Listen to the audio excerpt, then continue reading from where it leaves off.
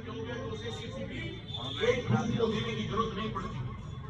लेकिन इन्होंने यहाँ कलाकारी दिखाते हुए इन्होंने कुछ जो है सर्टिफिकेट रख दिए, जैसे नगर पालिका या सक्षम स्थानीय निकाय जन्म मृत्यु रजिस्टर द्वारा जो गांव से भी होगा शहर से भी, या तो वहां से जन्म प्रमाण पत्र मिला।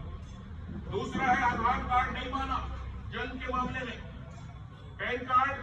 और तीसरा है अगर किसी बच्चे ने हाई स्कूल कर रखा हो, इंटर कर रखा हो, बीए कर रखा हो, उसकी बात उसमें दर्ज है क्या उसकी डेट ऑफ बर्थ जन्म तिथि, तो वो भी चल जाएगा और एक पासपोर्ट। तो इसमें बहुत सारे लोगों पर पढ़े लिखे नहीं है। और मुझे थोड़ा सा शर्म भी आती है, तकलीफ भी होती है कि हमारे बहुत सारे साथी मुझे चेयरमैन साहब ऐसे भी मिले कि जिन लोगों ने आज तक कोर्ट नहीं बनवाया, जब से देश आजाद हुआ कल कोर्ट नहीं बनवाया, और जब कोर्ट नहीं बनवाया तो बताओ उनको कहां से लाएंगे जन्म प्रमाण पत्र? 17 साल का कौन बनाएगा? 80 साल का कौन जन्म प्रमाण पत्र बनाएगा? आज वही लोग भाग रहे हैं। लेकिन उसके लिए मैंने परसों एसडीएम से और चुनाव आयोग से बात करवाई एसडीएम की, और उसमें ये कर दिया कि अगर आपके पास आपका आधार कार्ड है तो फिलहाल आधार कार्ड के माध्यम से आप फार्म भर दे, कोई भी तो आपके फार्म को रोकने का काम नहीं करेगा। लेकिन अभी तो आप भर देंगे बीएलओ के आधार कार्ड के माध्यम से, उसके बाद फिर आपको 6 तारीख के बाद नोटिस आएगा।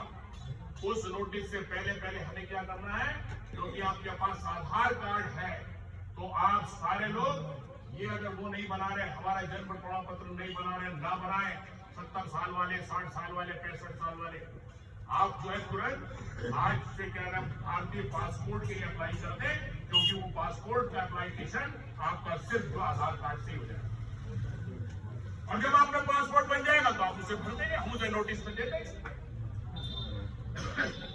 दूसरा, हमने इससे डीएम से उनसे बात की है कि चलो 70 साल 80 साल वालों कहीं दिक्कत आ रही है, वैसे तो उसके लिए भी कोई ना कोई डायरेक्शन जारी कराएंगे, लेकिन अगर दिक्कत आ रही है तो कम से कम जो जवान लड़का है और पढ़ नहीं पाया अपने हालात से, मजबूरी की वजह से कि स्कूल नहीं जा पाया, तो उसका तो कम से कम जन्म प्रमाण पत्र बना दे, तो उसके लिए कम से कम कोशिश हो जाएगी, कल या परसों उसका डायरेक्शन जारी हो जाता है, उसका प्रमाण पत्र बन जाएगा। ये भी कर इसके लिए बात होगी।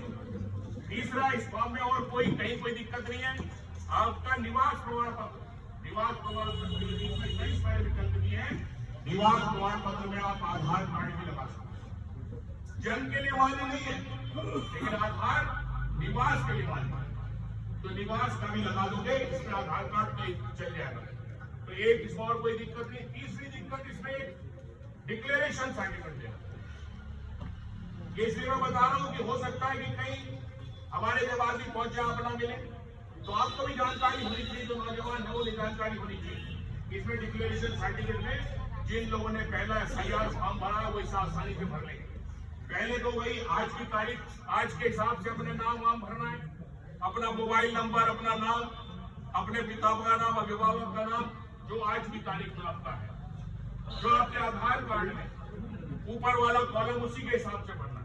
और ये बाईं तरफ वाला जो कॉलम है, जिसका नाम 2003 की वोटर लिस्ट में तो था, लेकिन 2025 में जो आपको एसआईआर का फार्म नहीं मिल पाया है, तो आप 2003 से बाईं वाली तरफ का फार्म भर दोगे 2003 की लिस्ट के हिसाब से। जिसको 2003 में उसका नाम खुद का था, लेकिन किसी वजह से उसे फार्म नहीं मिल पाया, उसका फार्म प्रिंट आउट नहीं हुआ, उसका फार्म नहीं आया, तो आप 2003 में अगर आपका नाम है तो ये बाईं तरफ का कॉलम भर दो।